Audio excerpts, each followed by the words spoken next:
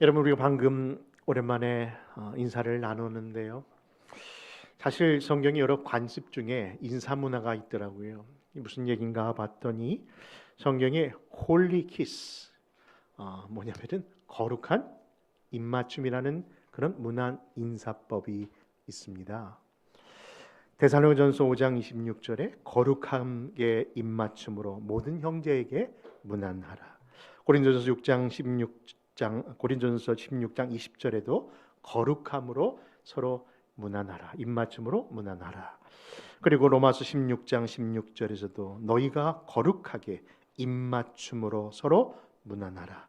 그리스도의 모든 교회가 다 너희에게 문안하느니라. 여러분, 이처럼 바울 서신의 끝자락에 보면요, 늘 이런 인사말을 나누라고 그렇게 이야기하고 있는 것을 보게 됩니다. 근데 여러분, 이런 인사 어떻게 생각하십니까?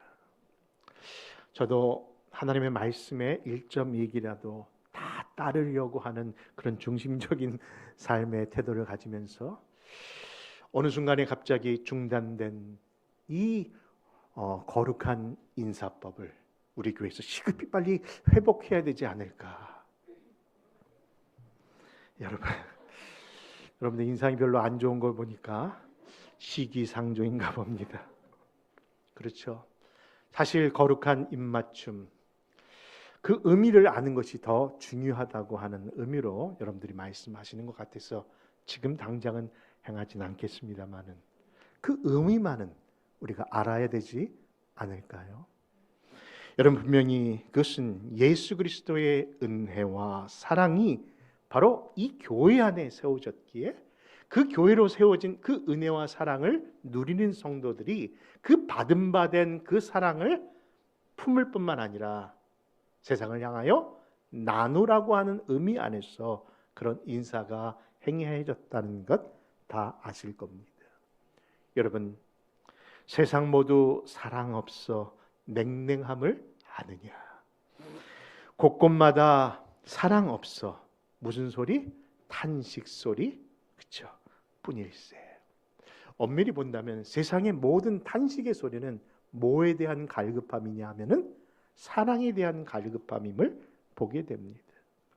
그렇죠?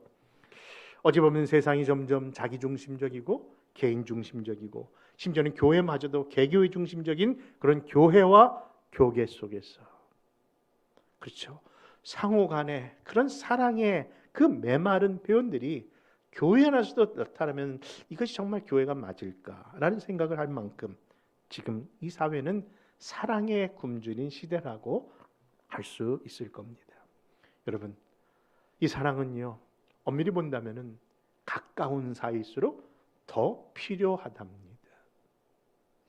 여러분, 가족이라고 해도요, 그것을 표현하지 아니하면은 모르더라고요. 여러분, 늘 우리 집안에는 늘 무뚝뚝한 남자들이 있어서, 그렇죠? 사랑하는 애교 있는 아내의 그 표현도 알아듣지를 못한다고 합니다.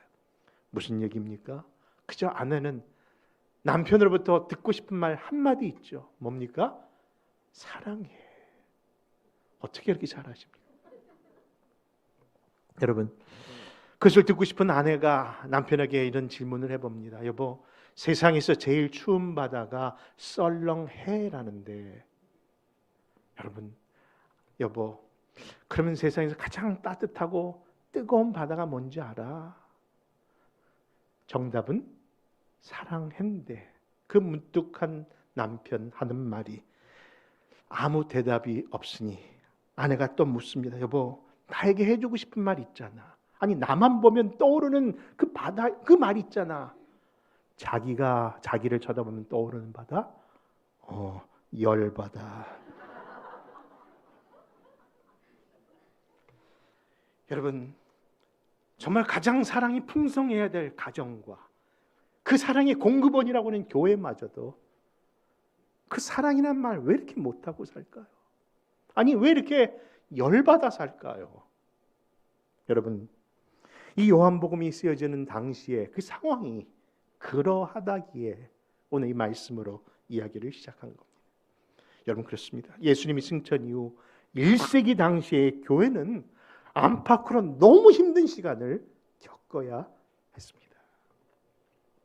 밖으로는 기독교에 대한 그 로마의 10대 박해라는 것이 300년 가까이 이루어졌고요. 그 시작이 바로 그 시기였으며, 또 안으로는 예수 그리스도의 신성과 인성에 대한 바른 신학적 정리가 되지 않은 시기라 왜 이래도 이단이 많았고 왜 이래도 거짓 교사들이 들끓는지 교회 안에 잠잠할 날이 없고 어려움이 늘 연속이었답니다.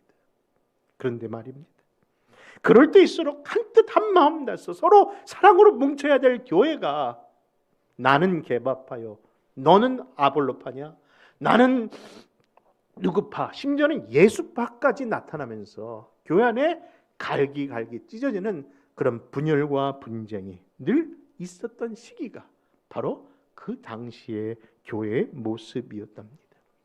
그런 분열의 시기에 산 순교자라 불려지는 사도 요한은요, 예수님에 대한 복음서를 기록하면서, 그렇죠, 마지막까지 그 마지막 그 1세기 말에 그것을 기록하면서 다른 공간 복음에서는 거론하지 않았던 바로 예수님의 대제사장의 기도를 바로 오늘 본문으로 삼고 있는 이 요한복음 17장에 기록하고 있는 겁니다. 그런데 여러분, 그 예수님의 기도 속에 담겨져 있는 것이 무엇인가 봤더니 지금도 세우신 하나님의 이 땅의 교회가 품어야 할 가장 중요한 요소를 예수님께서 기도하셨고 그것을 간직해 달라고 그런 간절한 기도를 하고 계셨더라고요. 그렇다면 그 내용이 무엇인가 오늘 말씀을 통해서 한번 나누려고 합니다. 그것이 무엇인지 바로 다름이 아니라, 첫째, 예수님은 이 땅에 교회의 거룩을 위하여 기도하셨습니다. 그 의미를 우리 요한복음 17장 11절과 17절의 말씀을 한번 찾아서 읽겠습니다. 같이 읽습니다. 나는 세상에 더 있지 아니하노니 그들은 세상에 있사옵고 나는 아버지께로 가옵나니 거룩하신 아버지여 내게 주신 아버지의 이름으로 그들을 보존하사 우리와 같이 그들도 하나가 되게 하옵소서. 같이 읽습니다. 진리니이다. 여러분, 그들을 진리로 거룩하게 하옵소서. 아버지의 말씀은 진리니이다. 다시 말해서 예수님이 두고 갈 이 땅의 교회가 품어야 할 가장 중요한 문제를 예수님께서 미리 간구하셨던 것이죠. 바로 교회가 보존되고 지켜지길 위하여 교회 무엇을? 거룩성을 위하여 기도하신 겁니다.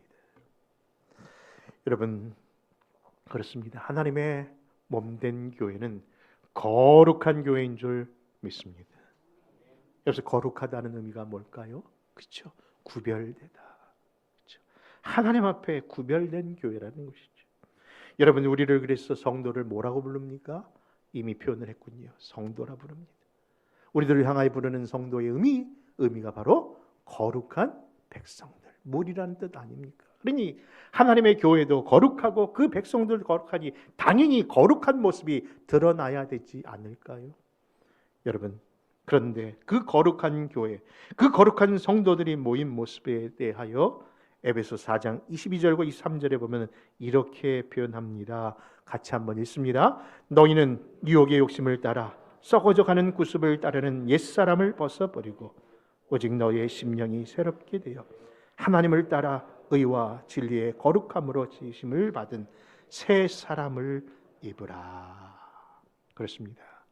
하나님을 따라 하나님의 모습처럼 하나님의 형상을 닮은 귀한 종처럼 의와 진리와 거룩함으로, 그렇죠, 새 사람의 옷을 갈아입어야 한다라고 말씀하는 그것이 바로 거룩의 모습이라는 것이죠. 여러분, 단순히 우리는 예수를 믿었을 때부터 변화의 삶을 이제 죄 짓지 말고 착하게 살아야지라고 그렇게 생각할 수 있으나, 여러분, 그것은 타 종교에서, 윤리적으로도 그것은 도덕적인 삶일 뿐이기 때문에 진정으로 성경에서 말하는 것은 그 거룩은 그런 삶의 태도는 아니라고 생각합니다. 여러분, 더 적극적으로, 더 바르게, 더 온전한 신앙적 태도가 무엇일까요? 여러분, 어린아이가 길 앞에 있는 큰 개를 보고 두려움에 쌓여 있다고 한번 생각해 보십시오. 그 아이는 그 큰 개 때문에 무서워서 꼼짝하지 못하고 있으면서 말로는 저리 가라고 외쳐보지만은 도리어 그 큰 개는 꼼짝하지 않고 아이를 노려보고 있습니다. 그때 그 아기가 더 이상 무서움을 참지 못하여 울자 그 엄마가 달려옵니다. 아이는 엄마를 보고 달려가 엄마 품에 안깁니다. 그런데 웬일입니까? 그 큰 개가, 그렇죠? 무서운 개가 엄마 품에 안긴 아이를 보고 그제서야 슥 사라져 버린다는 그런 이야기입니다. 여러분, 이 안에 우리의 영적 삶의 원리가 있는 것이죠. 우리 힘으로는요, 아무리 외쳐도 악한 영, 악한 죄악의 문제는 사라지질 못합니다. 그런데 우리가 누구에게 소리를 부르짖을 때에 주님께 기도할 때 우리의 영적 아버지이신 우리 하나님께서 우리에게 달려와 우리를 안아주시면요, 누가 떠나요? 악한 영이, 우리의 죄악의 옛 성품이 떠날 줄 믿는 겁니다.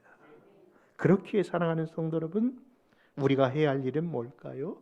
다른 것이 아니라 주님께 더 가까이 가는 게 가장 안전하고 가장 복된 줄 참 믿으시기를 바랍니다. 여러분, 영적 싸움의 근거는 내가 직접 싸워 이기는 그런 싸움이 아니라 엄밀히 본다면 우리의 야전관 사령관으로서 앞에 서시는 그 여호수아, 바로 예수 그리스도를 바라보는 것이 진정한 바른 영적 싸움의 태도이기에 그분을 의지하는 거예요. 그분이 싸우시도록 나는 그분을 함께 따라가면 되는 겁니다. 죄와 사망 권세를 그분이 이기시지 않으셨습니까? 그래서 그분이 이기신 예수 그리스도의 보혈의 피를 힘입어 찬양하며 따라가는 삶, 저와 여러분들 삶 되시기를 주님의 이름으로 부탁합니다. 그것이 바로 거룩이라는 것이죠.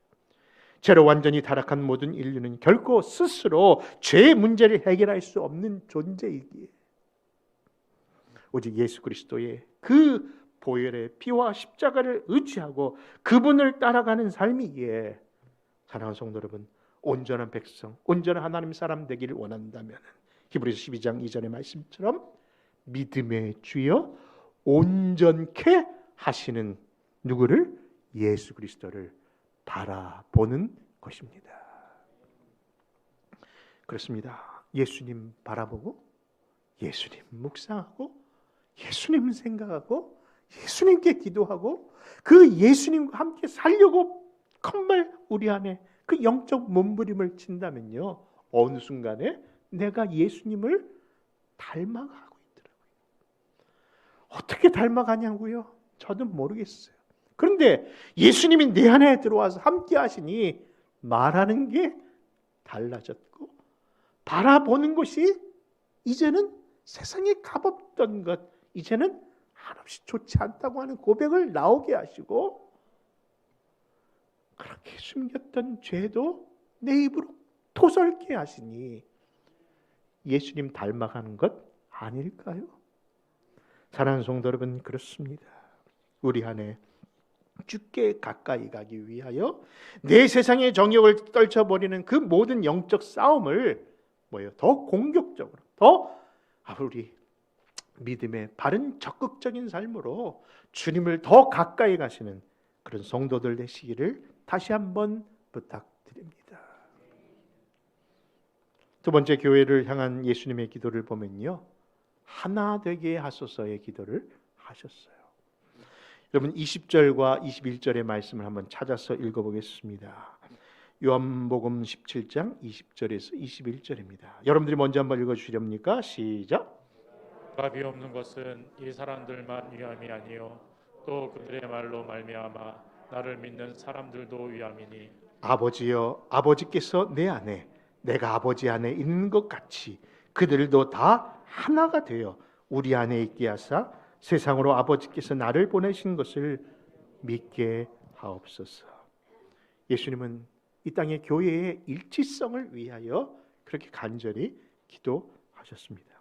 왜냐하면 교회가 하나 될 때에, 그렇죠, 하나님의 영광을 받으시고, 그렇죠, 하나의 하나님께서, 그렇죠, 성부 성자가 서로 하나이신 모습으로 나타낸 그 영광을 드러낼 것이고, 또 교회가 하나 될 때에 그리스도의 복음이 힘있게 역사될 수 있기에 예수님께서는 교회의 일치성, 그 하나됨을 그렇게 간절히 기도했습니다. 근데 문제는 뭡니까? 참 하나가 되기가 쉽지 않다는 겁니다. 여러분, 정신병자 그 수용소에 가보면요, 의외로 그들을 관리하는 그런 직원들이, 책임자들이 이렇게 많지 않다고 합니다. 아니, 이렇게 많은 환자들이 있는데 오히려 정신병자들 이렇게 돕는 직원들이 이렇게 많지 않아도 되냐, 좀 걱정스러워서 물어봤더니 하는 얘기가 그럴 필요가 없다는 거예요. 왜냐하면은 정신병자는 절대로 단합을 못한대. 그렇죠? 그러니 몇몇만 있어도 충분히 컨트롤할 수 있다는 얘기를 드리면서 그렇습니다.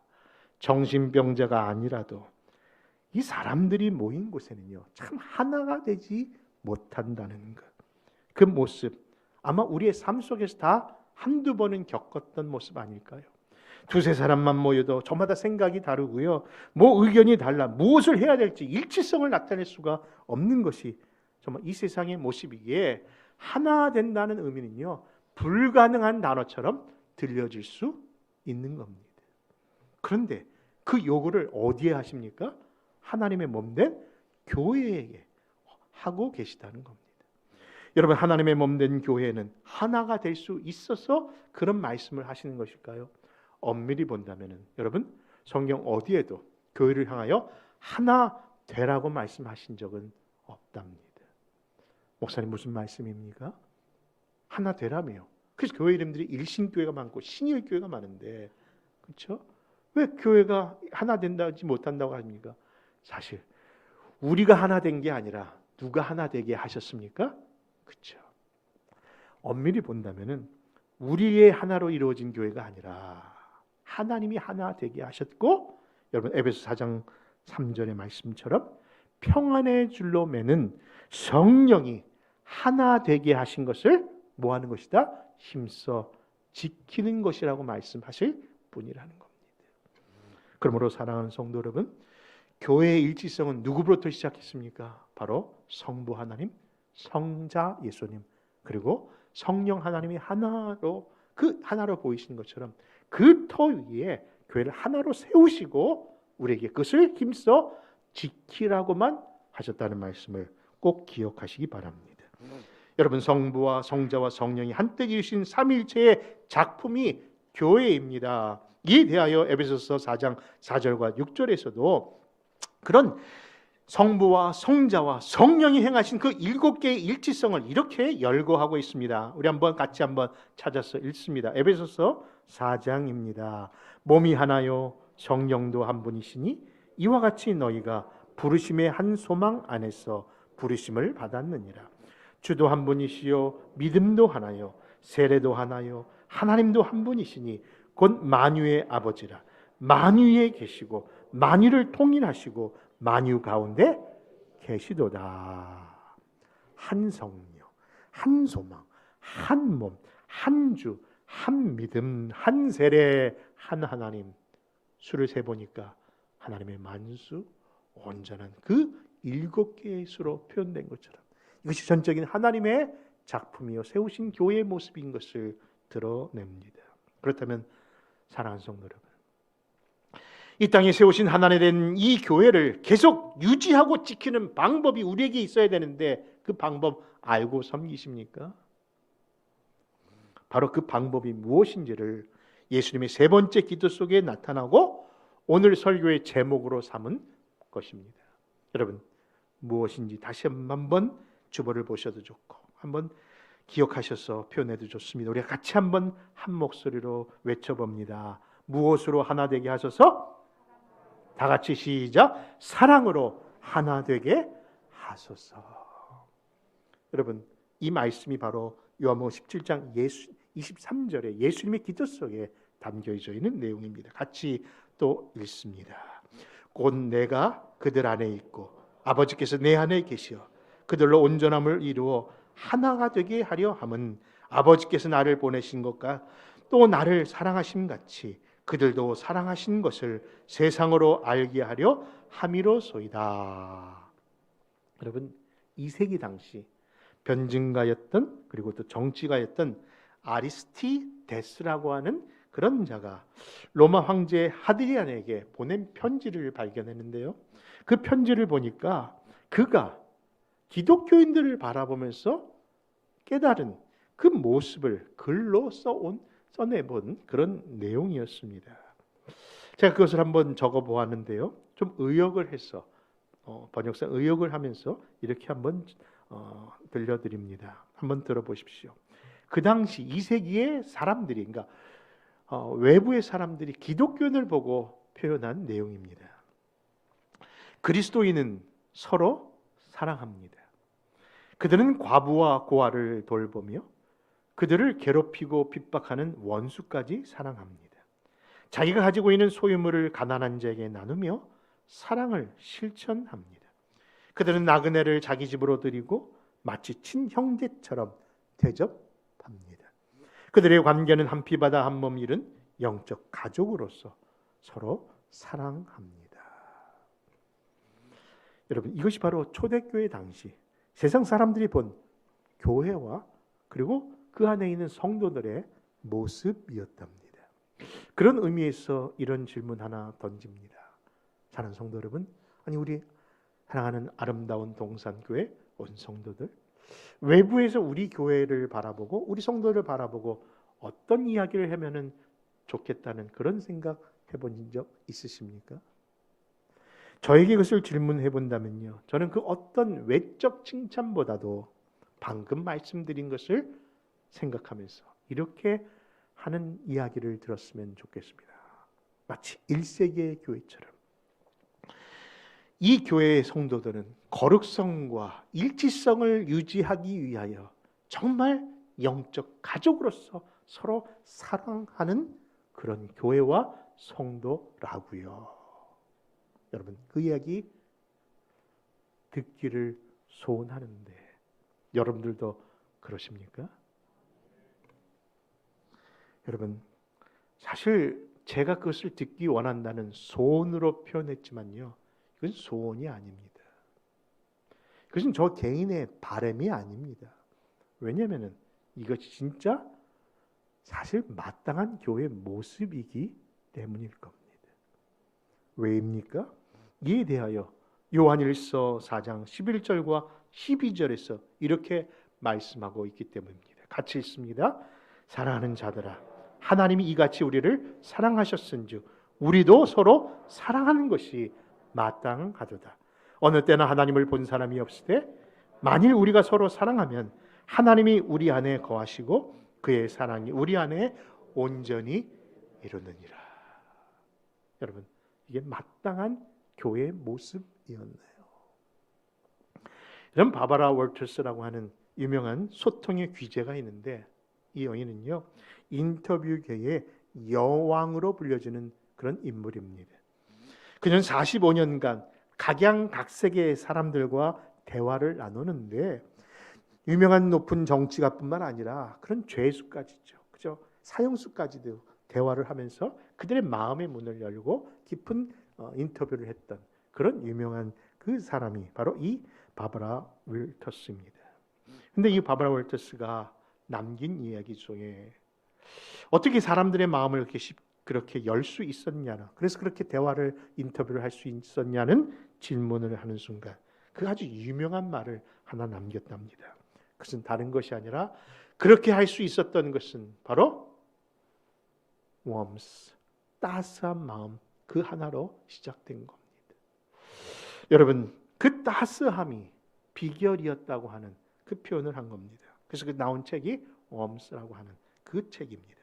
여러분, 사람의 마음의 문을 열기 위해서는요, 탱크나 미사일이 필요한 것이 아니라 뭐가 필요할까요?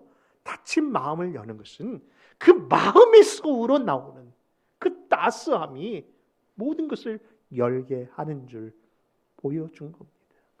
여러분, 우리가 음식을 먹으면요, 그 음식이 우리 인체에 들어가 여러 가지 에너지 작용으로, 그렇죠? 화학 작용을 해서 그것을 우리에게 힘을 주는데, 그런데 엄밀히 본다면요, 우리의 먹은 모든 음식의 그 70%가 다 무엇을 하는데 쓰여지는 거 하니? 우리의 체온을 높이는 데 쓰여진다는 거예요. 여러분, 70%의 그 모든 에너지가 체온을 유지하는 데 쓰여진다는 것을 들으면서, 여러분, 우리가 받은 하나님의 크신 은혜와 사랑이 우리 안에 들어올 때에 우리도 역시 그런 따스함이 있기를 소원하는 겁니다. 여러분, 모든 인간이 우리에게 품을 수 있는 그 간절한 모습 속에 듣고 싶은 것이 그것이 아닐까요? 여러분, 서두에 드렸던 거룩한 입맞춤이라는 말씀 다시 한번 되새겨 봅니다. 서로 뭐라고요? 거룩한 입맞춤, 꼴리 키스로 문안하라고 했는데, 이 표현은 사도 바울만 한 것이 아니고요, 베드로도 그 고백을, 그 표현을 하고 있네요. 그런데 이 베드로에서의 서신에 보면요, 그 거룩한 입맞춤을 다른 입맞춤으로 표현하고 있음을 보게 됩니다. 그 입맞춤이 어떤 입맞춤이었는지 같이 찾아보고 오늘 말씀을 정리합니다. 베드로전서 5장 14절입니다. 같이 있습니다. 너희는 사랑의 입맞춤으로 서로 문안하라. 그리스도 안에 있는 너희 모든 이에게 평강이 있을지어다. 사도 바울이 고백했던 거룩한 입맞춤이 결국은 사랑의 입맞춤으로 서로 하나를 이루고 있음을 보면서 이 땅의 교회가 거룩함과 일치성을 유지하기 위해서 필요한 그 사랑이 정말 중요한 교회의 모습인 것을 드러내고 있는 겁니다. 그러므로 사랑하는 성도 여러분, 우리 모두 그 그리스도의 사랑받은 자로서 서 있는 교회로서, 그리고 성도로서 우리 모두 사랑합시다. 서로 사랑하는 것이 마땅한 줄 믿고 사랑의 공동체로 되어지기를 주님의 이름으로 축원합니다. 기도하겠습니다. 고맙고 감사하신 아버지 하나님, 그 은혜와 사랑을 중심으로 감사합니다. 우리에게 베푸신 하나님의 은혜와 사랑이 우리에게 이처럼 부음바 되었기에 사랑하지 않고 견딜 수 없는 마음으로 하신 주님, 이 땅에 세우신 이 땅의 교회가 그 사명 감당하고 세우셨사오니 주여, 예수 사랑 온전히 전하는 교회 되게 하시고, 그 아버지 하나님 입술의 모습이 아니라 우리의 삶을 통하여 그리스도를 전하며 하나님이 누구신가를 전하는 그런 아버지 하나님 유일한 이 땅에 소망되고 사랑되고 믿음으로 등장하는 그런 교회로 삼아 주옵소서.